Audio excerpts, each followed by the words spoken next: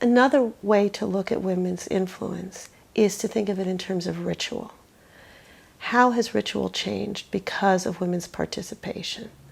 And the first thing that happened was that men became aware of their own life cycle and their own rituals.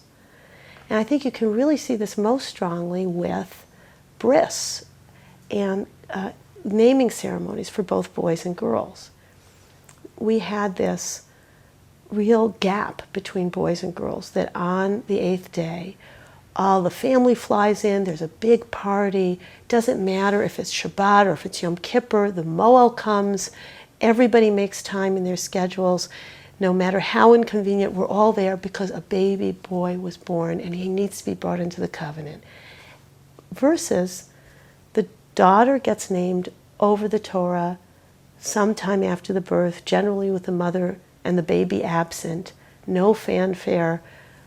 Sometimes in the Sephardic community there was something called the Zevet Habat, a little bit of an extra ritual component, but really so little was done. We saw this big gap between how boys were welcomed in the world versus how girls were welcomed in the world.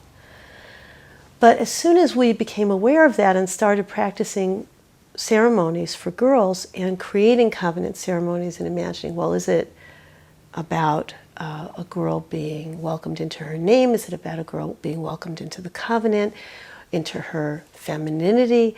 What's happening in this ceremony? And we started using different ritual objects and different ritual themes, whether it was Rosh Chodesh or Shabbat or candles or wrapping her in a talit, taking a pinprick of blood from her foot, using some of the language from the Brit, all the different ways that people started doing this. It created a whole little cottage industry of baby naming girl ceremonies. And people would cut and paste and phone their local resource center and write away for different ceremonies. And then within one generation, we went from saying, well, how can we do less for our daughters, where we don't memorialize this moment and we don't consider it important, we don't have the ceremony and the pomp and the circumstances, to saying, how can we do less for our sons?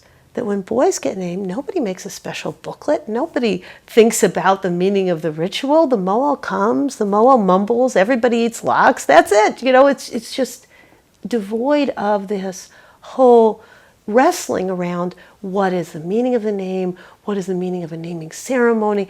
We just did what we'd always done. And now Brit became reinvigorated, re-energized, where people would start again talking about the name of the child and the meaning of covenant and why we're here in a much deeper way than had been done for the previous few decades.